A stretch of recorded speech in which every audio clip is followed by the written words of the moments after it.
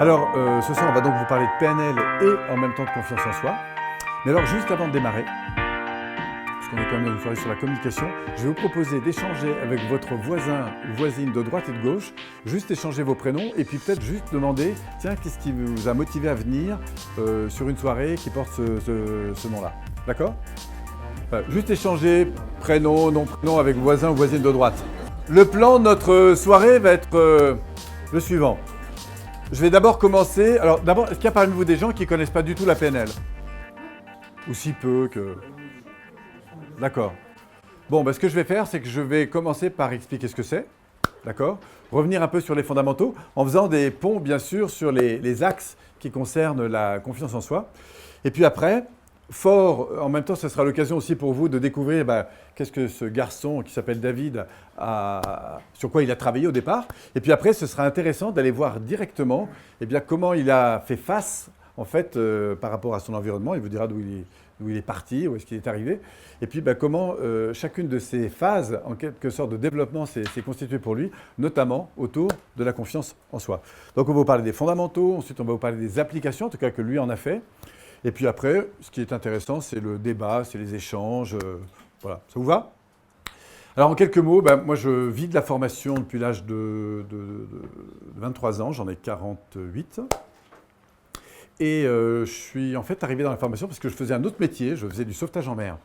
J'étais spécialisé en côte dangereuse et c'est comme ça qu'en fait, par le souci de la gestion des équipes en situation un peu difficile, je me suis rendu compte à quel point la dimension humaine, dans les situations un peu difficiles, notamment d'organisation, parce que pour être efficace, il faut être organisé, mais parfois pour appliquer des procédures, il faut aussi avoir l'énergie qui va avec. Parce que si vous êtes un peu stressé, tout ça, c'est un peu compliqué. Et donc je me suis rendu compte à quel point la dimension humaine était importante. Ce qui m'intéresse surtout, c'est la révélation du potentiel humain. On a en nous des ressources absolument incroyables. Ça ne veut pas dire qu'on va les avoir et les découvrir du jour au lendemain, mais avec quelques réalignements, quelques modalités de pensée un peu particulières, on peut vraiment accéder au développement de soi, de sa confiance, de ses relations. Et c'est évidemment avec cette même passion que j'ai envie de vous parler de ça, vous partager en fait quelques outils de base et qui ont servi, je crois, jusqu'à présent pas mal de monde, dont mon cher ami et confrère David Laroche. Très bien. Alors je m'appelle David Laroche. Effectivement, en fait, j'ai pas toujours eu confiance en moi. C'est pour ça d'ailleurs que j'adore aborder ce thème-là parce que en fait, c'est quelque chose dont j'aime beaucoup manquer. Donc aujourd'hui, en fait, je suis spécialisé sur le développement de la confiance en soi et plus que ça, ce qui m'intéresse, c'est aider les gens à passer à l'action, être à l'aise en toutes circonstances et comment gérer en fait ces émotions pour arriver à avoir des résultats. Et ce qui s'est passé, c'est que pendant des années, j'étais timide, mal dans ma peau, j'avais régulièrement mal au ventre, j'avais même des angines d'ailleurs. Alors mon carnet de santé, il y a des pages qui ont été agrafées en plus tellement j'enchaînais à peu près entre 1 à 4 angines par mois toute l'année. Et ce qui se passait surtout, et c'était ça qui me rendait le plus malade que ma maladie, c'était que je voyais des opportunités autour de moi, plein d'opportunités, et je ne les saisissais pas. Et ce qui me passionne dans cette confiance en soi, c'est cette capacité à voir une opportunité et oser passer à l'action pour obtenir ce qui est important pour vous. Alors au début, je l'ai fait vraiment juste pour moi, en égoïste. Je me suis dit, je veux d'abord me sortir d'affaires. Je veux arriver à dire oui, je veux arriver à dire non, je veux arriver à être à l'aise à l'oral. J'ai envie de pouvoir aborder une célébrité, j'ai envie de créer une entreprise, j'ai envie de voyager. Bref, en fait, cette confiance en soi, ce n'est pas une fin en soi. Et j'aime bien dire que la confiance en soi, en fait, ça ne sert à rien. En fait, ça sert que si vous savez ce qui est le plus important pour vous. En fait, j'ai eu 3 déclics consécutifs. Le premier, ça a été ma mère qui m'a dit, écoute, si ta vie, elle ne te va pas, t'arrêtes de te plaindre, mais tu la changes. Et je ne veux plus t'entendre. En fait, ce premier déclic, pour le retransposer par rapport à vous, c'était de se dire, s'il y a des trucs qui ne me vont pas dans ma vie, c'est peut-être que je suis responsable de ça. Et c'est d'ailleurs ce que je voudrais vous partager. Un premier principe, c'est la responsabilité. Vous êtes responsable de la magie que vous créez, mais aussi responsable de ce qui est pourri dans votre vie. Et ça a été vraiment une bonne baffe, bien dure. Il n'y a pas de transformation sans douleur. Deuxième déclic, et je l'ai eu justement, et c'est ce qui m'a amené à me former en PNL, c'était de me dire, j'étais en train d'apprendre à conduire. Et pour apprendre à conduire, on va où? On va à l'auto-école. Et simplement, je me suis dit, tiens, c'est intéressant, on pourrait apprendre à conduire seul, mais on va prendre un moniteur. Non pas parce que sans lui, on ne pourrait pas y arriver, mais parce qu'avec lui, ça ira beaucoup plus vite. Et j'ai réalisé que c'est la même chose pour le piano, c'est la même chose pour la danse, c'est la même chose pour la cuisine. Dès qu'on va solliciter quelqu'un qui a des résultats, on peut gagner du temps. Et là, j'ai consulté l'oracle, Google. J'ai tapé communication, confiance en moi, charisme. J'ai découvert tout un tas d'outils. Je me disais, mais comment ça se fait qu'on n'apprend pas ça à l'école? Et le troisième déclic, je voudrais vous le partager. Celui-là, je m'y attendais vraiment pas. Et celui-là s'adresse à toutes les personnes ici qui ont soit déjà lu des livres de développement personnel, soit écouté déjà des audios, soit déjà fait des formations. Alors du coup, j'aimerais savoir, qui a déjà lu un livre? Levez la main. Ok, c'est bien, bravo. Un livre de développement personnel, juste pour resituer, ok? Alors, qui a fait soit un audio, soit une formation en ligne, juste pour situer, un webinar par exemple, ok. Donc en gros, quasiment 90% les livres et à peu près 50% les formations. Mais je vais vous partager ma troisième baffe. Celle-ci, vraiment, je ne m'y attendais pas. Même Paul ne m'avait pas prévenu. Celle-ci, je ne m'y attendais vraiment pas. Et vous serez prévenu. Hein. Paradoxalement, ça arrivait plus je me formais. Et plus je lisais des livres, plus j'ai découvert cette troisième frustration. Celle-ci, vraiment, je ne m'y attendais pas. Hein. Et j'ai découvert non seulement que je l'avais, mais que j'étais loin d'être le seul à l'avoir. C'est-à-dire que plus je lisais, plus j'écoutais des audios. Et je peux vous dire que j'y suis allé. Hein. C'est-à-dire que j'écoutais à peu près entre 3 heures à 4 heures d'audio tous les jours pendant 4 ans à peu près. Par exemple, les audios de Robbins, c'est à peu près 52 fois sur iTunes. J'avais vu que je les ai écoutés. Des audios de PNL, Enneagramme, hypnose. Bref, je pense que j'ai à peu près tout fait, ce que je pouvais, en l'espace entre 18 et 22 ans. Aujourd'hui, j'en ai 24. Et sur ces 4 ans, je réalisais que j'avais de plus en plus de potentiel. Je réalisais que je pouvais faire de plus en plus de choses, que ce soit en communication, que ce soit socialement, que ce soit en termes d'action, en termes de fixation d'objectifs. J'ai quand même commencé à rencontrer des gens qui sont reconnus comme des grands sportifs, des grands acteurs, des grands comédiens, des grands entrepreneurs. Je suis même parti aux États-Unis, rencontrer justement Tony Robbins directement, parler avec lui, rencontrer des personnes du film Le Secret. Et j'ai découvert qu'en fait, il y avait un truc que je ne m'y attendais vraiment pas. Est-ce que vous voulez savoir? Oui. Je me casse. Non. En fait, ce truc-là, c'est que plus j'apprenais, plus mon potentiel augmentait, mais plus il y avait un écart entre le potentiel que je sentais en moi et les résultats que j'avais. Parce que à la limite, avant, ça allait bien. J'avais les yeux bandés. Je ne voyais pas tout ce que je pouvais faire. Mais à force de lire, à force d'écouter, je réalisais tout ce qui pourrait peut-être arriver si je trouvais le moyen. Et c'est pour ça que j'ai mis l'accent sur la confiance en soi, c'est que j'ai réalisé, c'était mon troisième déclic, j'allais justement dans les derniers modules de PNL, j'étais avec un entrepreneur et cet entrepreneur me dit « David, c'est incroyable tout ce que tu sais ». Et cet entrepreneur avait 1000 fois plus de résultats que moi, socialement, humainement, financièrement, en termes de confiance. Et il me dit à moi, qui m'admire, je me dis « Mais il y a un problème, il n'a pas dû comprendre. Je n'ai pas les mêmes résultats que lui ». Et là, ça a été la troisième baffe. Comment ça se fait que ce type qui a toutes les connaissances, enfin que j'ai toutes les connaissances et que je n'ai pas les résultats que lui, les mêmes résultats que lui. Et c'est à partir de ce moment-là où j'ai décidé, ok, c'est bien de se former, je vais continuer de me former, mais je vais appliquer ce que je sais. Paul, ce soir, il va vous partager plein d'outils puissants. Moi, mon rôle à jouer ce soir, c'est d'aller vous confronter sur, ok, c'est puissant, mais ça sera puissant à une seule condition. À une seule condition, que vous preniez les outils et que vous les appliquiez. J'ai croisé trop de personnes en PNL, Enneagramme, hypnose, chez Robbins, aux États-Unis, qui ont toutes les connaissances, mais qui sont loin d'avoir les résultats. Et là, vous savez, vous avez dû remarquer, j'aime bien la technique, je suis un ancien ingénieur à la base. Et j'ai réalisé que ce qui me plaisait dans l'ingénierie, c'était de décortiquer comment on passe d'un point A à un point B. Et là, j'ai voué une vraie passion sur comprendre quel est le point commun des personnes qui, après s'être formées, ont des résultats. Et clairement, la confiance en soi et l'action, c'est pour moi le point commun qu'on retrouve dans les personnes qui, en plus des connaissances, l'utilisent. Voici mon rôle ce soir, c'est d'aller vous confronter et de vous partager sur comment je l'ai appliqué et pourquoi et comment ça a marché pour moi. Et donc, je relaisse la parole à Paul. Alors, je vais vous expliquer un petit peu d'abord ce qu'est la PNL, et puis ensuite comment on l'utilise. En tout cas, les fondamentaux, hein, parce que je ne vais pas vous faire une formation de PNL en 2 heures. Alors, d'abord, qu'est-ce que ça veut dire? Programmation neuro-linguistique. Je ne sais pas vous, mais moi, quand j'ai lu ça la première fois, j'ai plutôt envie de me barrer en courant. Je trouve que c'est pas très marketing, d'ailleurs. Alors, on va quand même redéfinir ce que ça veut dire. Programmation, en fait, c'est cette idée que vous êtes en permanence dans des processus d'apprentissage, et ce, depuis votre plus tendre enfance. Alors, qu'est-ce que c'est un processus d'apprentissage? C'est quelque chose que vous ne faisiez pas jusqu'alors et que vous mettez à faire et à reproduire. Et puis, c'est comme ça que vous construisez tous vos automatismes. Donc, en fait, on pourrait remplacer programmation par apprentissage. À mon avis, ce serait beaucoup plus français de dire apprentissage neuro-linguistique. Et on va s'intéresser justement à ces processus d'apprentissage qui vous permettront d'intégrer, de transformer, modifier, d'amplifier certains comportements ou d'autres. Neuro, parce qu'on s'intéresse à cette superbe biomachine, cerveau, système nerveux, qui vous a été livrée depuis votre plus tendre enfance, mais malheureusement sans mode d'emploi. Donc chacun l'utilise un peu comme il peut, et ça crée d'ailleurs, et c'est ça qui est bien dans cette diversité, des formes d'intelligence extrêmement variées. Ce qui est très intéressant, c'est que quand on commence à comprendre comment ça marche, il y a plein de choses qu'on peut reprendre en main, exactement comme un véhicule que vous conduisez, quand vous découvrez que vous pouvez accélérer, freiner, etc. Du coup, vous reprenez la main, votre vie. Et on va voir comment on peut reprendre la main sur ses objectifs, comment on peut reprendre la main sur ses émotions, sur ses relations. Quand je dis prendre la main, c'est mieux savoir comment ça fonctionne pour ne pas rentrer dans un mode type contrôlant du terme, mais type créateur, vous voyez, des choses. C'est-à-dire que je reprends la main, je dirige, voilà, au lieu de me laisser submerger. Et puis linguistique, parce qu'on s'intéresse au langage. Le langage, c'est ce que vous utilisez pour communiquer d'abord. Si je vous parle de mes vacances au bord de la mer ou de ce que je vais faire demain, je vais utiliser différentes formes de représentation, d'accord ? Visuelles, auditives, kinesthésiques, olfactives, etc.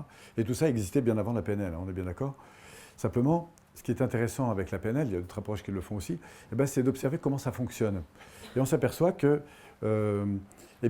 quand une personne communique, on va voir que quand elle réagit à une situation, quand vous réagissez à une situation, finalement, ce n'est pas tellement la situation que vous réagissez, mais à quoi, à votre avis ? À l'interprétation que vous donnez. Donc cette interprétation, c'est le regard que vous avez sur les choses qui va entraîner un sentiment, et ce sentiment va entraîner un comportement. Seulement tout ça, évidemment, ça se passe à la vitesse de la lumière, donc on ne s'en rend pas toujours compte. Ce qui veut dire que, si à un moment donné, une personne vit de l'angoisse à l'égard du fait de parler, par exemple, en public, ou de se retrouver dans une situation X, enfin bref, un manque de confiance, à votre avis, d'où ça vient à l'origine? C'est donc un sentiment qui limite un comportement, une émotion, et l'émotion, elle est créée comment? L'interprétation. Mais cette interprétation, vous n'en avez pas conscience. Voilà. Par contre, si je demande à une personne, tiens, une personne qui angoisse à l'égard d'un examen, tiens, à quoi tu penses quand tu penses à cet examen? On va voir que la description qu'elle va vous donner est cohérente avec quoi, à votre avis? Avec le sentiment. Et on va même plus loin que ça, c'est-à-dire que ce n'est pas ce qu'elle sait sur l'examen, tout comme ce n'est pas ce que vous savez dans votre vie qui dirige votre vie. Ce qui dirige votre vie, c'est le sentiment dans lequel vous êtes, c'est-à-dire le ressenti dans lequel vous êtes à l'égard de. Alors ça peut être de l'examen, des impôts, de l'argent, du travail, des autres, de l'amour, etc. Mais c'est les ressentis dans lesquels vous êtes qui pilotent le plus votre vie. C'est ce qu'on va voir. Et donc la linguistique, ce qui est intéressant, c'est quand on écoute une personne, on ne va pas seulement écouter ce qu'elle dit, mais la manière dont elle le dit. Par exemple, si je vous dis « Ouh là là, je ne vois vraiment pas comment gérer ce truc », dis-je en regardant en l'air. En fait, ce qui se passe, c'est que quelqu'un qui est un peu habitué va repérer la modalité avec laquelle je fonctionne. Il ne va pas seulement s'arrêter sur ce que je dis, mais la manière dont je le dis. Pourquoi? Parce qu'il va très vite détecter que ma réaction émotionnelle est en fait principalement liée, non pas à la situation externe, mais à la manière dont je me la représente. Et la bonne nouvelle là-dedans, c'est qu'on peut enrichir ces représentations. On ne va pas les changer, on va les enrichir. Si vous avez peur de certaines situations, vous pouvez continuer à avoir peur. Mais si on vous donne d'autres formes d'interprétation à la chose, vos réactions vont changer. Et ça, vous le vivez tous les jours. Vous n'avez pas attendu la PNL pour que ça se produise. Mais ce qui est intéressant, c'est qu'une fois qu'on a repéré le processus, bon Dieu, ça nous ouvre des portes, ça, puisque ça va permettre de le transformer. Voilà, donc je vais approfondir tout ça. Alors, comment on définit la PNL dans le monde? Si vous voulez une définition très simple et très courte, pour moi, c'est l'art de piloter sa vie. Ou de réaliser ce à quoi on aspire le plus. Parce qu'on va le voir pourquoi. Si on va dans une définition un peu plus technique, la PNL, c'est l'analyse et la reproduction dite de l'excellence humaine. De l'excellence humaine. Bon, c'est un peu pompeux comme présentation, mais c'est un peu... Vous savez, dans l'industrie, on parle de stratégie qualité. C'est les processus ISO qui garantissent un résultat. Et bien, au fond, la PNL est née de cette dimension, c'est-à-dire que si je prends les 3 ou 4 personnes dans cette salle qui ont le plus de talent pour par exemple, se sortir de situations de conflit ou pour réagir face à un inconnu, d'accord, qui ont plus de confiance pour aller oser demander certaines choses, eh bien, on va s'apercevoir que dans les 2 ou 3 personnes qui le font le mieux, il y a des processus par lesquels ils repassent tous. Vous voyez ? On va donc extraire en quelque sorte ce qui fait que ça marche. Et c'est ça qui m'a passionné, moi, quand j'ai découvert la PNL, c'est que venant d'autres approches qui expliquaient le pourquoi, et c'est d'ailleurs très intéressant, mais là, on n'est pas dans le pourquoi ça ne marche pas, pourquoi j'ai un problème relationnel, pourquoi j'ai un manque de confiance. On est, si au fond ça fonctionnait mieux, ça fonctionnerait comment ? Et passer du pourquoi au comment, ça vous pouvez le noter en gros, en rouge, en vert, en ce que vous voulez, c'était déjà un immense changement. On y reviendra là-dessus. Pourquoi je ne trouve pas de boulot et comment je peux en trouver? Ça vous entraîne pas du tout sur les mêmes choses. Pourquoi les gens me rejettent ou comment je peux faire pour que les gens m'acceptent? Ça, c'est tout à fait intéressant. Vous comprenez? Voilà, donc ça ne veut pas dire que le pourquoi n'est pas une bonne chose, ça nous sert mais à autre chose. Mais le comment, si vous voulez, vers des résultats, c'est beaucoup plus pratique. Ensuite, on va trouver des méthodes de changement et d'apprentissage. Pourquoi? Parce que nous sommes dans des habitudes. Sachez que vous fonctionnez à 99,999% d'automatisme. Et en plus, il y a un autre truc qui se passe, c'est que votre système émotionnel adore ce qu'il connaît. Ce qui veut dire que si vous arrivez dans une salle comme celle-ci et que vous connaissez que 2 personnes, vers qui vous allez? Surtout si vous avez un truc à demander? Ben vers les 2 personnes. On vient de découvrir que la peur la plus grande dans le monde n'est pas la peur de mourir, mais la peur de parler à un inconnu. Alors on a cherché un petit peu et on vient de découvrir pourquoi. En fait, tout simplement parce que vous adorez faire ce que vous connaissez. C'est comme les places de parking, quand vous pouvez reprendre la même, c'est super. Quand vous êtes dans une salle pendant plusieurs jours, vous adorez reprendre la même place. Vous avez remarqué? Les courses, vous faites à peu près toujours la même chose. Et c'est bon, hein, c'est pas un défaut. Mais c'est simplement parce que votre système nerveux gère une telle masse d'informations qu'il y a un système super au point qui fait que vous allez adorer l'automatisation. Votre cerveau adore l'automatisation. Donc il y a des tas d'automatisations qui ont été effectuées, qui découlent de vos apprentissages, de votre éducation, et qui font que quand vous rencontrez des gens qui partagent les mêmes valeurs, les mêmes règles, les mêmes comportements, eh bien du coup ça vous fait du bien. Alors une fois que vous êtes sécurisé intérieurement, vous allez voir, c'est curieux, mais vous êtes attiré par la différence. Mais si je vous mets dans un pays différent et que vous êtes un peu insécurisé parce que malade, pas bien, etc., dès que vous allez rencontrer des gens qui viennent de chez vous, qui ont les mêmes trucs, ça va vous faire du bien. Vous avez remarqué? Si vous rentrez dans une première salle de formation où ce soir, vous échangez avec vos voisins, voisines, et vous découvrez qu'un tel connaît un tel que vous connaissez aussi, quel effet ça a? Sentiment de rapprochement. S'il pratique le même sport dans la même salle, s'il lit le même bouquin, etc., dès que vous allez trouver des points de convergence, votre système limbique, lui, il remonte vers le haut. Pourquoi? Parce que c'est bon. Il connaît. Va le voir, je le connais, tu verras, il est super. Ah, bah super, je vais aller le voir. Vous avez remarqué ça? C'est puissant, hein? Vous savez qu'un contact comme ça avec quelqu'un connu, c'est plus puissant qu'une pub à la télé. Pourquoi? Parce que ça fait du bien à votre système limbique. Donc, c'est pas grave, mais il faut savoir que vous adorez les habitudes. Et quand vous avez quelqu'un qui tout d'un coup mange de manière différente que vous, soit vous êtes dans la curiosité de la différence, et là, super. Soit, vous dites, mais qu'est-ce qu'il a à se tenir comme ça, celui-là? Ah, c'est pas dans mes références, ça. Et ça va loin, hein, ce truc. Vous pouvez même avoir des valeurs communes et avoir des références différentes. Demandez à l'un, par exemple, ah oui, moi, la confiance, c'est très important. Et puis vous demandez à l'autre, moi aussi, d'ailleurs, c'est très important aussi. Il dit, tiens. Et pourtant, vous demandez à l'un, mais toi si on est en confiance, on se dit tout? Et l'autre répondant, bah pourquoi? Si on est en confiance, pas besoin de savoir, tu me fais confiance, donc pas besoin que tu saches ce que je fais. Vous avez compris? Simplement parce qu'on n'a pas les mêmes règles là derrière. Et vous allez voir que quand vous rencontrez des gens qui ont exactement les mêmes règles que vous, le courant passe beaucoup mieux. Alors à quoi ça sert d'entrer dans la confiance? Pour compléter ce que nous disait David, c'est qu'il y a des moments où on est en décalage avec ce que l'on connaît. Et donc il va falloir travailler cette zone pour sortir de cette zone de sécurité, vous voyez? Et d'entrer de plus en plus dans un confort à l'idée de sortir de cette zone de sécurité. Et c'est ça, prendre confiance en soi. Alors pour ça, il y a des composantes qui vont fortement vous y aider. Et il y a des composantes qui vont aussi vous empêcher de faire ça. On va les voir ensemble. Donc, méthode de changement pour intégrer justement ces nouveaux apprentissages. Et on va voir, pour conclure là-dessus, que c'est la qualité de la relation. Alors, retenez un truc pour écrire en gros sur votre feuille, c'est qu'il n'y a pas d'évolution sans relation. Que ce soit de faire évoluer la relation que vous avez avec votre fils, si ça ne va pas bien, ou votre fille, si avec vos adolescents c'est coincé, vous verrez, il n'y a qu'en communiquant que vous y arriverez. Si vous avez un problème avec votre patron, avec votre collègue de travail, ou avec votre voisin pour une affaire de je ne sais pas quoi, il n'y a pas d'autre solution, il va falloir communiquer. Vous êtes d'accord ? Même votre système biologique fonctionne comme ça. S'il n'y a pas de communication, eh bien, il va se mettre en place des choses qui vont générer de la séparation. Quand vous êtes en pleine sécurité intérieure, vous n'avez pas les mêmes représentations dans la tête de ce que les gens pourraient penser de vous. Vous avez remarqué ça ? Vous savez qu'on ne se comporte pas seulement au regard des gens, mais surtout à l'idée qu'on se fait que les gens ont de nous. Simplement, on ne se fait pas les mêmes idées quand on est en insécurité que quand on est en sécurité. Et on va voir que la qualité de la relation, c'est un vecteur extrêmement important pour se sortir de n'importe quelle situation. Donc là, je vais revenir un peu sur l'appareil de base qui va permettre, au fond, de piloter un peu sa vie.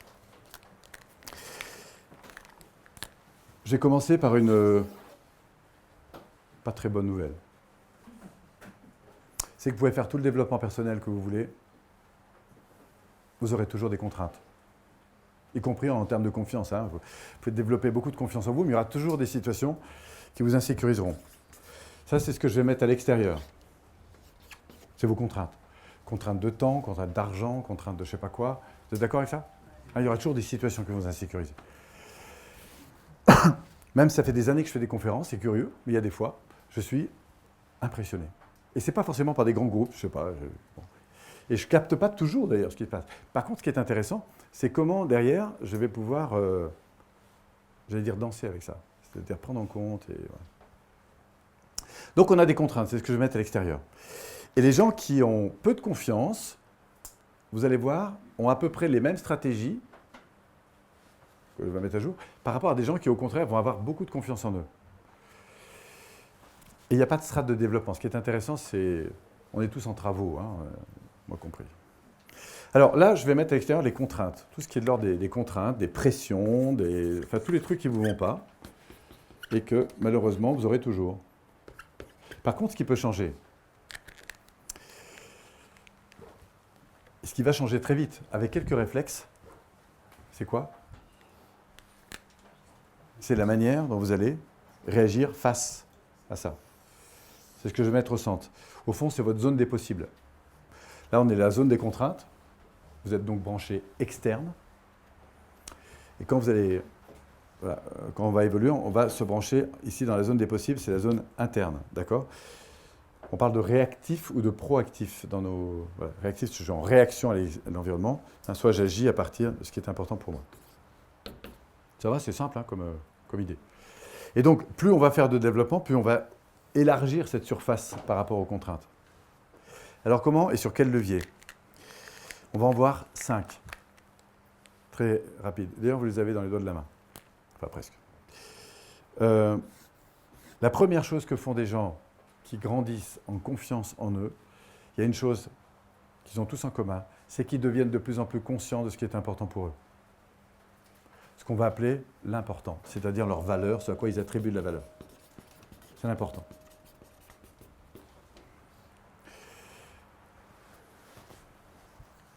Par différence, si vous n'êtes peu conscient de ce qui est important, eh bien vous êtes un peu ballotté par les événements. Plus vous êtes au clair sur la fonction que vous avez, par exemple, sur la raison pour laquelle vous êtes ici, plus du coup vous allez pouvoir vous affirmer là-dedans. Plus vous sentez, par exemple, que la vie que vous avez, votre vie de couple, votre vie professionnelle, est en adéquation avec ce qui est important pour vous, plus vous allez vous éveiller là-dedans. Vous êtes d'accord ? Mais s'il y a un décalage, si ce que vous vivez ne vous anime plus, même si ça vous a animé pendant un temps, qu'est-ce qui se passe intérieurement ? Vous commencez à rentrer dans de sacrés doutes, là. Vous êtes d'accord ? Voilà. Donc la première chose qu'on va faire, d'ailleurs, quand on va aider une personne, c'est à revenir en conscience vers cet important, ici. Et là, vous avez un truc qui est génial, c'est que vos systèmes émotionnels sont en permanence là pour vous alerter sur justement le fait de savoir si ce que vous vivez est en adéquation à ce que vous attendez. Quand vous allez mal, quand il y a des choses, des frustrations qui se manifestent, ici, vous allez avoir ce qu'on appelle des alertes émotionnelles. peur, colère, tristesse, machin, etc. D'accord? Si par exemple, je suis en train de me demander où est-ce que vous m'emmenez, là, je peux être en insécurité par rapport à ça. Je peux sentir un danger, etc. Et c'est bon, hein, heureusement que vous avez ces émotions, parce que elles signalent des dangers, elles vous protègent, etc. Mais parfois, on est en excès. Hein, la peur va entraîner évidemment des systèmes de pensée différents, etc. La colère, même chose, etc. Donc on a des alertes émotionnelles ici, qui manifestent le fait que des choses importantes ne sont pas prises en compte. Par différence, quand au contraire vous allez bien, eh bien vous allez vivre des sentiments beaucoup plus positifs, ici, simplement parce que votre inconscient vous dit « Ah ben ça c'est pile ce que j'attendais ». Par exemple, si vous êtes en colère, souvent c'est parce qu'il y a un décalage entre ce que vous attendez et ce que vous avez. On avait prévu de finir à 21h, il est 21h15, 21h30, on n'a toujours pas, vous voyez, la règle n'est pas respectée, ça commence à vous agacer. Hein. Mais en fait, ça vous invite à juste alerter qu'il y a un truc important qui est pris en compte. Alors parfois, vous allez rester juste dans l'expression de votre frustration. Et là, on part dans les critiques, les jugements, les machins. Et le problème de l'émotion, ce n'est pas l'émotion c'est très important. Le problème, c'est que si vous restez embarqué dans l'émotion, vous allez tomber dans de la victimisation, la plainte. Et là, ça va commencer à glisser de travers. Pourquoi? Parce que de la plainte, vous allez justifier soit de l'agression, soit de la fuite. Et quand vous êtes dans la fuite ou dans l'agression, vous n'êtes pas dans la croissance. C'est-à-dire vous n'êtes pas en train de construire avec cette problématique. Vous êtes en train soit de la fuir, soit de l'attaquer. Mais pas de la construire, pas de la transformer.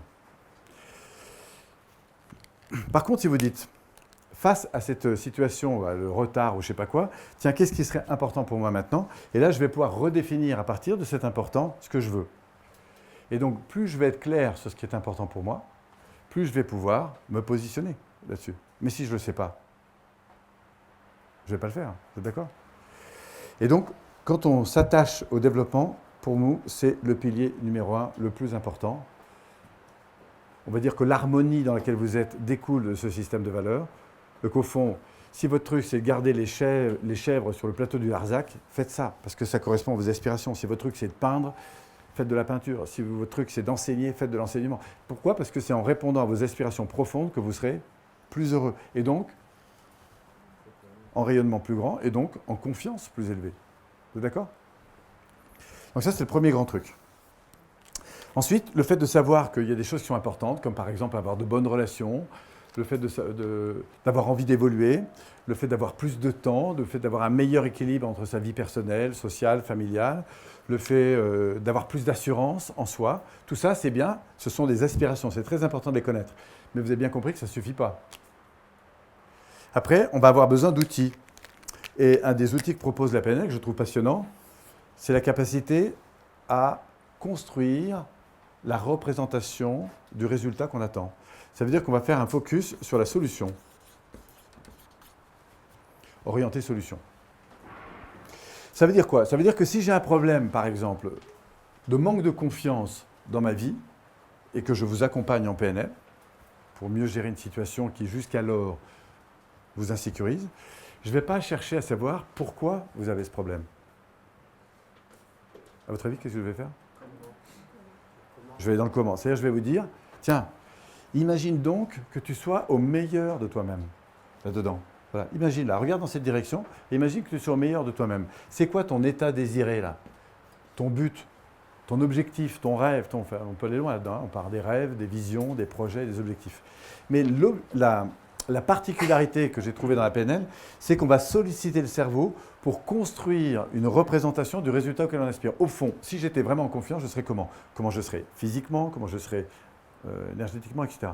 Et là, le cerveau est en train de créer une réalité vers laquelle il va pouvoir aller. Savoir que j'aimerais mieux communiquer avec mes enfants, c'est une super chose, mais c'est très loin d'être suffisant. Si je vous accompagne, par exemple, sur la manière de communiquer avec vos enfants, je veux dire, comment vous communiquez là? Et là, on va voir une chose très intéressante, c'est qu'on ne va pas s'attacher au fond, mais à la forme. À la forme de quoi? L'attitude. Est-ce que vous souriez, vous êtes ouvert, etc. Et là, vous allez voir que si vous avez des tensions, automatiquement, votre état physiologique vous le conduit dans des comportements qui vont à l'encontre de ça. Voilà, donc plus je suis aussi conscient de l'important, plus du coup, je peux aussi me sentir évidemment en sécurité. Et puis après, le troisième vecteur, puis on va finir là-dessus, hein, c'est la relation. Alors la relation, quand ça va bien, quand les rapports sont positifs, que les sentiments sont positifs, il n'y a pas de problème, vous n'avez pas besoin de faire de la communication, ça va tout seul. Hein, quand vous accueillez des amis, même si vous ne les connaissez pas, mais comme c'est des amis que vous avez un a priori positif, rassurez-vous, vous n'avez pas besoin de faire de stage de communication, ça va très bien se passer. Pourquoi? Parce que vous avez un sentiment positif qui va conditionner une relation à l'environnement qui est différente. Maintenant, dans cette même soirée, il est possible que la personne le copain du copain, ait une attitude qui ne vous convienne pas ou des idées qui ne vous conviennent pas. Et là, vous allez rentrer peu à peu dans ce qu'on va appeler la divergence de point de vue. Alors si ça n'a pas trop d'enjeu parce que c'est juste la soirée, vous n'allez pas forcément vous mettre en conflit. Mais si l'enjeu vous touche sur des choses importantes, là, pour l'instant, ça peut commencer à monter en pression. Et donc, le risque de rejet ou d'attaque est de plus en plus fort. Et c'est là que la communication va devenir intéressante. C'est-à-dire quels sont les outils que je peux mettre en place pour préserver une qualité de relation alors que nous sommes en divergence de point de vue. Et ce qui est important de retenir, puis je vais faire court, c'est qu'en matière de communication, et notamment de rapport de confiance à l'autre, il y a des attitudes qu'on retrouve à chaque fois, encore une fois, que la confiance s'instaure. Mais il y a aussi des attitudes qu'on retrouve à chaque fois que la confiance manque. Et c'est là-dessus que vous allez travailler. C'est-à-dire, quelles sont ces attitudes qui favorisent la rencontre et quelles sont ces attitudes qui la limitent.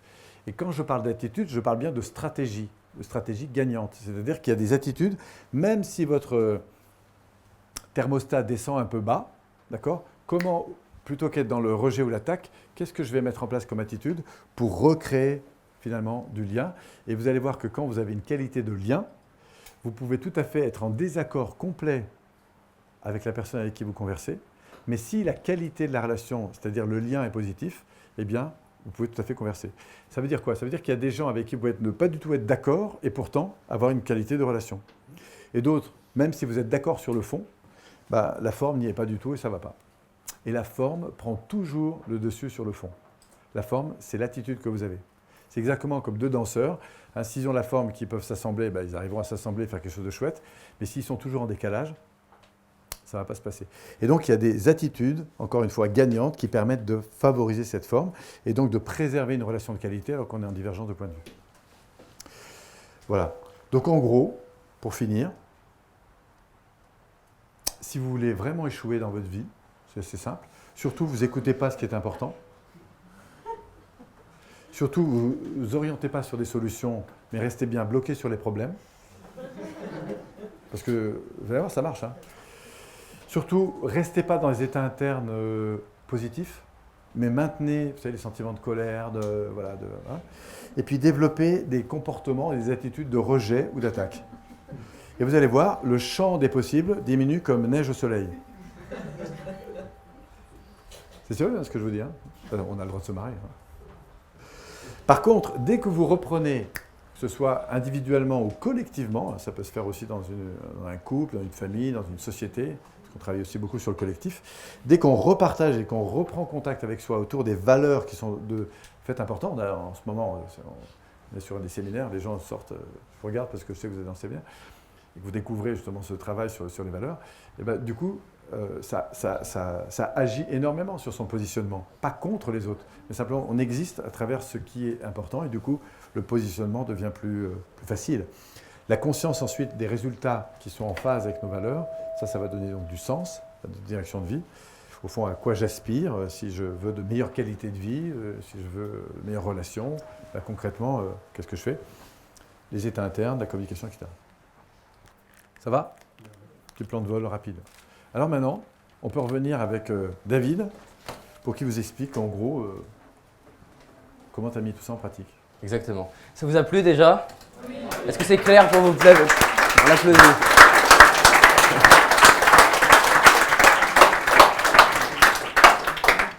Donc là, ce que je trouve passionnant, c'est qu'on a eu beaucoup de choses sur le fonctionnement du cerveau, vous êtes d'accord? Et sur qu'est-ce qui se passe à la fois quand ça marche et à la fois quand ça ne marche pas, vous êtes d'accord? Alors maintenant, ce qui m'intéresse, vu que ma spécialité, c'est l'application à la confiance en soi, c'est d'aller revenir dans tout ce qu'on a vu là, sur les choses les plus importantes selon moi, bien sûr, vis-à-vis de la confiance en soi. Alors du coup, j'aimerais vous poser la question, comme ça, à votre avis, dans tout ce qu'on a vu par rapport à la PNL, qu'est-ce qui ferait le plus de différence par rapport à votre confiance en vous? Là, pas dans 2 ans, mais dès maintenant et dès demain, par exemple. On a vu beaucoup de choses, mais moi, ce qui m'intéresse, et je vous avais dit, je suis là pour ça, c'est aller vous challenger sur ce que vous allez faire. Parce que c'est bien d'avoir compris des choses, et vous êtes d'accord que c'est passionnant la PNL. Mais ce qui m'intéresse, c'est si j'ai créé des séminaires de 2 jours, et si j'ai proposé à Paul qu'on co-anime, c'est justement pour qu'on ait cette complémentarité, qu'à la fois vous avez des outils, et que vous avez l'angle de comment je les ai utilisés et appliqués. Donc là, je voudrais vous challenger. Comment et qu'est-ce que vous allez appliquer dans ce que vous avez déjà entendu? Parce que je pourrais vous rajouter une tartine de connaissances, vous repartez dans une demi-heure et vous dites c'était génial. Mais ça ne m'intéresse pas en fait. Personnellement, à force de faire des conférences, j'ai identifié des profils. Alors il y a toujours la personne qui est sceptique, qui me regarde sur le côté comme ça, ou qui regarde Paul. Et alors si vous vous sentez sceptique par rapport à ce qu'on a vu ce soir, en fait vous pouvez le rester. Mais je vous propose juste une seule chose. Expérimentez-le, appliquez-le pendant 1 mois et on en reparle pendant 1 mois. Mais le deuxième profil, c'est la personne, et on en a beaucoup, qui dit « Ah, j'ai adoré. Franchement, c'était génial. J'ai appris tellement de trucs. » Et en soirée, vous êtes là. Tu veux des clés sur la confiance en toi? J'ai quelques clés sur la PNL, Polo, si tu veux. Ça, c'est bien, mais c'est juste des connaissances. Mis à part pour se la péter en soirée, je vois pas l'intérêt. Donc concrètement, dans tout ce qu'on a vu, et j'aimerais vous entendre, on est beaucoup à entendre quelques personnes. Qu'est-ce que vous allez utiliser qui va faire une différence? Et personne ne partira tant que je n'ai pas une réponse. Vous pouvez noter cette phrase, c'est un fantasme, vraiment c'est un fantasme, d'espérer avoir des nouveaux résultats dans votre vie si vous n'expérimentez pas des nouvelles choses. Parce qu'en fait, si vous n'avez pas les résultats que vous voulez, c'est juste que vous n'êtes pas prêt. C'est-à-dire que pour avoir des nouveaux résultats, il faut devenir une nouvelle personne. Mais c'est un fantasme de vouloir devenir une nouvelle personne si je passe ma semaine, mes mois, mon année, à prendre le même trajet pour aller au boulot, à parler aux mêmes personnes, à aller au même restaurant, à commander les mêmes films, à commander les mêmes plats au restaurant. En fait, je fais tout pareil, métro, boulot, dodo pendant 20 ans. Est-ce que c'est comme ça que je vais avoir une chance de réaliser mes rêves? Je vais vous donner une synthèse de ce qui, selon moi, est le plus important pour avoir des résultats. Ça vous va? Ok. La première chose, on a parlé d'objectifs. Et tu l'as dit, comment tu t'appelais? Comment tu t'appelles? Pierre. Pierre l'a dit, vous savez, à la fin de l'accompagnement, il a dit, ce que je sens, c'est qu'il y avait comme une direction. Vous vous rappelez, il a dit ça? Voilà, comme une route. Qu'est-ce qui se passerait dans votre vie si vous étiez clair sur cette route? Parce que j'ai plein de gens en consultation qui viennent me voir ou dans mes séminaires de 2 jours, ils me disent, j'ai pas la vie que je veux, David. Ma vie ne me plaît pas, j'ai une vie de merde. Première question que je leur pose, mais déjà, est-ce que tu sais quelle vie tu voudrais? Non, j'en sais rien. Vous avez remarqué quelle question il lui a posée? Si c'était bien, en gros, ça serait comment? Généralement, quand il y a un ami qui est perdu géographiquement, vous lui posez toujours les 2 mêmes questions. Où est-ce que tu es? Et où est-ce que tu vas? J'ai une question à vous poser. Combien de fois dans votre vie vous vous posez la question où est-ce que je vais dans ma vie? Honnêtement. Si ce qui est impossible pour vous aujourd'hui devenait possible, comment serait votre vie si, par exemple, juste dans 1 an, vous avez 100% confiance en vous? Où est-ce que vous allez? Où est-ce que vous allez au niveau couple? Où est-ce que vous allez au niveau vitalité? Où est-ce que vous allez au niveau social? Où est-ce que vous allez au niveau professionnel? Où est-ce que vous allez au niveau finance? Où est-ce que vous allez au niveau couple? Où est-ce que vous allez avec vos enfants? Où est-ce que vous allez avec vos frères et sœurs? Où est-ce que vous allez avec votre famille? Cette question, elle paraît basique. Vous savez, il y a une étude, je voudrais vous la partager, ça va faire déglutir certains. Je suis désolé, je ne suis pas là pour être gentil. C'est une étude qui a été faite par Bronnie Ware. Bronnie Ware qui allait voir des gens dans la semaine avant de décéder. Elle allait les voir en leur disant « Mais comment vous vous sentez ?» Vous savez que 95% des gens disent « Je regrette. Je regrette de ne pas avoir fait ce qui était important pour moi. » Vous savez que ces 95%-là, on leur demandait 20 ans plus tôt comment ça va. Qu'est-ce qu'ils répondent? Ça va. Pas pour mentir aux autres, hein. Mais est-ce qu'on a vraiment appris à se mentir? À mes 15 ans, quand j'étais mal dans ma peau, quand on me demandait comment ça va, je disais ça va. Les journalistes, des fois, ils me disent mais c'est quoi le déclic pour vous? Qu'est-ce qui s'est passé? Des fois, quand je suis de bonne humeur, je leur dis c'est la souffrance. Des fois, notre problème, vous savez ce que c'est des fois notre problème? C'est qu'on n'a pas réalisé à quel point on va continuer de souffrir. Des fois, on n'a même pas assez souffert en fait pour changer. Parce qu'il n'y a que 2 leviers émotionnels chez un être humain, au niveau limbique. Vous vous rappelez, il a parlé du cerveau, la partie émotionnelle. Rappelez avec le tableau là, qui est virtuel, vous êtes d'accord? Cette partie limbique fonctionne qu'avec 2 leviers. Carotte ou bâton. Plaisir ou douleur. Et là, on va vous connecter au plaisir, vous êtes d'accord, hein? Et c'est ça, votre cerveau est peut-être chercheuse à plaisir. Qui ici pourrait avoir une action cette semaine qui pourrait l'aider par rapport à ses objectifs ou ses rêves? Ok, prenons toi par exemple. Est-ce que ça t'est déjà arrivé de reporter au lendemain, Sydney? Est-ce que ça a déjà arrivé à d'autres personnes de reporter au lendemain? Ok. Imaginons, je te dis, si tu mets en place cette action, je te donne 1 million d'euros. Est-ce que ça te motive? T'en fais 10. C'est quand même intéressant, vous êtes d'accord? C'est possible que s'il ne le fait pas, parce que s'il ne le faisait pas, c'est parce que ça faisait plus d'inconfort, plus de douleur à le faire qu'à ne pas le faire. D'un coup, je rajoute 1 million d'euros, il est capable de mettre en place l'action pour réaliser ses rêves. Intéressant quand même. Pourtant, il le sait au fond de lui, que c'est important pour lui. Il le sait qu'il devrait le faire, vous le savez que vous devriez le faire. Tout le monde sait ici que ça serait bien de sortir de cette conférence et faire quelque chose que vous ne connaissez pas. Mais ce qui va faire la différence, et là je voudrais vraiment insister, et je vais revenir sur les histoires du secret, le film, c'est le fait de savoir pourquoi c'est important pour vous. Les gens ils viennent me voir et me disent « David, je veux avoir confiance en moi ». Mais je leur dis « Pourquoi ?» Ils me disent « Je voudrais gagner plus d'argent ». Pourquoi? Si vous n'avez pas un pourquoi qui est suffisamment fort, pourquoi vous changeriez? Parce que comprenez bien un truc. Changement égale douleur. Si vous ne voyez pas de sens à changer, pourquoi vous le ferez? Et les gens pensent que c'est une histoire d'effort ou de motivation. Mais ce n'est jamais une histoire d'effort et de motivation.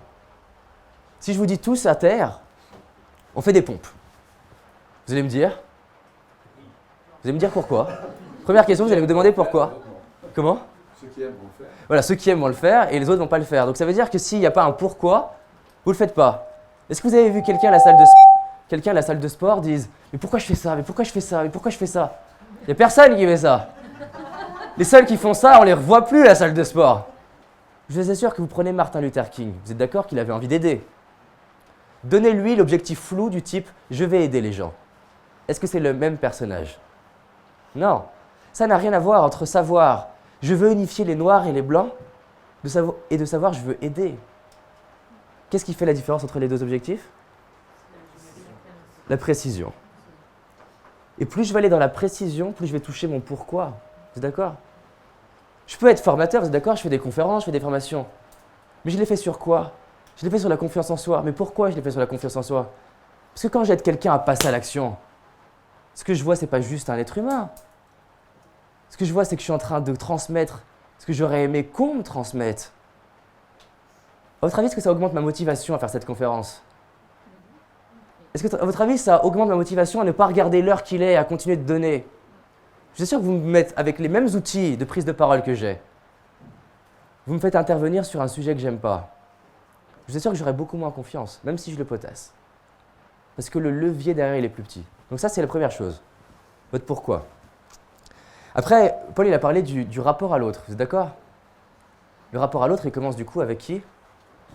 Avec soi-même. Comment vous vous parlez? La plupart des gens, quand je les accompagne dans mes séminaires, j'entends du type « J'y arriverai jamais ». C'est sûr qu'avec une connerie comme ça, où c'est toujours pareil. C'est-à-dire que vous êtes d'accord que là, on a travaillé beaucoup avec le mental. Dans votre mental, en fait, il y a deux personnes. Il y a d'un côté le pilote amateur qui, des fois, n'est pas très motivé, des fois, qui se dénigre. Vous êtes d'accord? Il y a Schumacher, en vous. Schumacher, c'est la partie en vous qui vous dit « Je vais y arriver, je vais trouver une solution. Je ne sais pas comment je vais faire encore, mais je vais trouver comment faire. Et je vais m'impliquer. » Ça, c'est Schumacher. Mais si j'ai Schumacher et que je le mets en Clio, est-ce qu'il va gagner le Grand Prix? Donc si je ne prends pas soin du véhicule, c'est-à-dire mon corps, c'est mort. C'est-à-dire que j'aurais beau me dire, qu'est-ce qui est important pour moi si je suis comme ça? Qu'est-ce qui est important pour moi? Mais il fait chier, Paul, avec ces questions-là. Vous êtes d'accord? Donc je vais devoir prendre soin de la posture que j'ai. Et une fois que je prends soin de la posture, je vais faire soin de ce que je mets dans la Ferrari. Si j'ai une Ferrari, je ne mets pas n'importe quoi dedans. Donc je vais être sensible. Et donc du coup, la dernière chose que je voudrais vous partager. Donc si je résume avant de donner la quatrième. La première, on a vu de savoir ce qui était important pour vous. Mais ce n'est pas juste d'y penser en vous disant « Elle est géniale cette question ». C'est de le faire là. Je voudrais d'ailleurs vous laisser 30 secondes pour que vous trouviez la priorité dans votre vie maintenant. Qu'est-ce qui est prioritaire dans votre vie avec la confiance en vous? Qu'est-ce qui changerait avec plus de confiance? Est-ce que c'est le pro en priorité? Est-ce que c'est le social, le couple, C'est votre vie spirituelle, votre vie associative, votre vie en termes de contribution, votre vie professionnelle, vos finances. Qu'est-ce qui est le plus important? J'aimerais que vous repartiez juste avec ça. Et voilà 2 dernières choses. Et c'est vraiment ce qui fait la particularité de mon accompagnement. Et c'est comme ça que j'ai réussi à appliquer les outils que Paul a pu me proposer et que d'autres formateurs ont pu me proposer. Parce que vous entendez dans tous les livres un truc. Passe à l'action. Vous êtes d'accord? Sauf que quand on est timide, quand on a un manque de confiance, quand on n'ose pas faire une conférence, quand on n'ose pas faire l'entretien, quand on n'est pas à l'aise et qu'on dit passe à l'action, on dit mais t'es gentil. Mais comment? Comment je fais pour passer à l'action? Et vous savez pourquoi les gens passent pas à l'action? Parce qu'ils confondent objectif et action. Ils se donnent comme action de réaliser leurs objectifs. Si vous n'avez pas les objectifs dans votre vie, si vous ne les avez pas réalisés, c'est que vous n'êtes pas prêt. Je vous assure que je claque des doigts. Je vous mets dans votre vie, là, instantanément, ce qui est le plus important pour vous dans votre vie, vous serez plus malheureux que sans. Si votre rêve, c'est 1 million d'euros et que vous ne l'avez pas aujourd'hui, je claque des doigts, je vous donne 1 million d'euros, vous serez plus malheureux que sans. Parce que si vous n'avez pas 1 million d'euros, c'est que vous n'êtes pas prêt, par exemple, à les supporter. Au moment donné où vous les allez avoir, vous allez vous demander, et si je les perdais? Est-ce que mes amis m'aiment pour l'argent ou pas? J'ai une dame que j'accompagne par rapport aux relations. Elle me dit, voilà, je veux rencontrer quelqu'un. Je lui dis, on va travailler sur tout, sauf rencontrer quelqu'un. Elle me dit, mais David, mais ça va pas ou quoi? Je dis, on va travailler sur le fait que tu sois à 100% dans le bien-être sans homme. Parce que si je claque des doigts, je lui donne la relation de ses rêves. Si elle n'a pas la relation de ses rêves, c'est qu'elle a quoi? Des peurs. Si elle a l'homme de sa vie, elle va avoir peur de quoi? De le perdre, qu'il la quitte, qu'il la trompe. Est-ce qu'elle va être plus heureuse à votre avis? Non. Donc pour qu'elle puisse s'attirer ça, elle doit devenir une nouvelle personne. Vous êtes d'accord? Maintenant, si elle se donne comme objectif en soirée d'avoir l'homme de sa vie, est-ce qu'elle va être dans la confiance à votre avis? Non, elle va être stressée. Les personnes marquent, ils ont pour le rêve de partir aux États-Unis. Et ils ont une liste d'actions, c'est marqué partir aux États-Unis. Il est 18 h le soir après le boulot. Ils prennent la feuille, ils regardent la feuille, c'est marqué partir aux États-Unis. J'en fais quoi de ce truc-là? Si je ne l'ai jamais fait, ça me stresse. Vous êtes d'accord? Il n'y a pas de peur sans désir. Et là, la différence, c'est quoi? Qu'est-ce que je peux faire qui est OK pour moi, qui n'a rien à voir avec l'objectif, mais qui est vers l'objectif maintenant? À la radio, des fois, ils me disent, vous n'avez pas un défi à annoncer aux auditeurs? Je dis, surtout pas. Parce que vous êtes tous différents ici. Vous êtes d'accord? Quand j'accompagne quelqu'un qui fait de la scène, qui passe devant 4000 personnes, à votre avis, est-ce que je vais lui donner la même action à faire qu'une personne qui vient me voir en me disant qu'elle est phobique sociale? Regardez toutes les personnes qui ont réussi. Vous prenez Walt Disney, il a été viré de son journal pour manque d'imagination. Vous prenez Michael Jordan, il a été viré de son équipe de basket considérée comme trop mauvais. Vous prenez Edison qui a mis 10 000 essais pour créer l'ampoule. Richard Branson qui a échoué 40 entreprises. Vous ne trouverez pas quelqu'un qui a réussi sans échec. Mais du coup, pourquoi parler d'échec alors qu'on peut juste parler d'apprentissage? En fait, l'échec est un échec si j'ai décidé que c'était ça, réussir. La première fois que j'ai voulu rencontrer Bernard Tapie, mon objectif n'était pas rencontrer Bernard Tapie. Mon objectif était de m'impliquer pour rencontrer Bernard Tapie. Et ça, peu importe le résultat, ça sera une réussite. Si au lieu d'aller dans l'entretien d'embauche en vous disant « je veux réussir l'entretien », vous dites « je vais tout donner dans l'entretien », peu importe qu'on vous dise oui ou non, vous validez une réussite. Et quand vous validez une réussite, votre système nerveux augmente votre niveau d'estime de vous-même et votre niveau de confiance en vous. Par contre, mettez des objectifs qui ne dépendent pas de vous. Allez faire un rendez-vous galant et dites-vous « il va me demander en mariage ». Ça ne dépend pas de vous. En fait, ça revient à prendre votre estime de vous-même, à faire tapis avec. C'est génial ça. Au moindre échec, vous validez « je ne suis pas en capacité de réaliser ce qui est important pour moi ». Alors que vous faites des petits pas, vous avez beaucoup plus de chances de les réussir. Vous faites des petits pas qui dépendent de vous. Vous avez donc du coup toutes les chances de pouvoir les réussir. Et ensuite, vous les faites régulièrement. Et qu'est-ce qui se passe? Vous vous rappelez ce qui était à droite, l'apprentissage? Vous devenez inconsciemment compétent dans votre capacité à faire des choses que vous ne connaissez pas. Et ça devient un réflexe. Et c'est devenu une attitude d'être en train de faire des choses que je ne connais pas. Et c'est juste ce que je voudrais vous partager. Faites des choses qui sont OK pour vous. Pas besoin de vous comparer, c'est du suicide. Juste de vous dire là où j'en suis, par rapport à là où je veux aller, donc ce qui est important pour moi dans le présent, par rapport à ce qui est important pour moi dans le futur, qu'est-ce que je peux faire maintenant. Tout en étant au clair sur qui je suis et la façon dont je me parle, et en étant dans une belle émotion. Et là, je vous mets au défi. Vous faites 1 mois en faisant quelque chose pour vous tous les jours, juste une action. Je vous mets au défi d'être pas plus heureux après 1 mois. À mes 15 ans, personne n'aurait misé sur le fait que je puisse rencontrer des gens comme Anthony Robbins. Même moi, quand il m'a invité, je me suis dit comment ça se fait qu'il m'invite? Vous imaginez, j'ai 24 ans, je suis français, je reçois un mail d'Anthony Robbins qui me dit « Tiens, je t'invite à Chicago, on peut voir ce qui peut se passer. » Pourquoi? Parce que j'ai juste appris à demander, appris à faire des choses que je ne connaissais pas. Et comme l'a dit Paul, ça ne m'empêche pas de stresser. Quand il a fallu prendre le téléphone et appeler par exemple des types comme T. Harv Eker aux États-Unis, j'étais comme ça. Qu'est-ce que j'ai fait? J'ai pas appelé, j'ai posé mon téléphone, j'ai pris mon ordinateur, j'ai consulté l'oracle, j'ai tapé compagnie New York, j'ai pris des numéros de téléphone d'entreprise où je m'en foutais littéralement et je les ai appelés. Pas pour les appeler, pour développer ma capacité à prendre le téléphone en anglais. Forcément, après 20 appels, la confiance était installée et je me suis mis à appeler ces leaders américains. Vu que je ne connais pas ce que je ne sais pas, et vu que vous ne savez pas ce que vous ne savez pas, vu que vous ne savez pas ce que la vie vous réserve, et vous ne savez pas non plus ce qui peut se passer quand vous saisissez une opportunité, vous n'avez aucune idée de ce qui pourrait se passer si vous honorez votre vie à partir de maintenant. Et je n'avais aucune idée que je pourrais rencontrer aussi rapidement et au final aussi facilement, à la fin, autant de personnes si influentes. Mais je n'aurais jamais pu vivre la fin si je n'avais pas fait le premier petit pas qui était déjà de prendre le billet d'avion, sans savoir comment j'allais faire. Et quand on me demandait jusqu'à 1 mois avant, comment tu vas t'y prendre, je disais, j'en sais rien. Mais je sais juste que quand je suis dans la bonne émotion, focalisé sur ce qui est le plus important pour moi, en train de me parler correctement et d'être en lien avec les gens, apporter de la valeur aux gens, la vie me récompense. Et j'aime bien dire que la vie récompense ceux qui passent à l'action et ceux qui s'aident eux-mêmes. Les gens aident toujours les gens qui s'aident eux-mêmes. Aidez-vous, on va vous aider. Oubliez-vous dans l'équation, on va vous oublier dans l'équation. Donc du coup, c'est possible, vos rêves sont possibles, mais ça commence maintenant.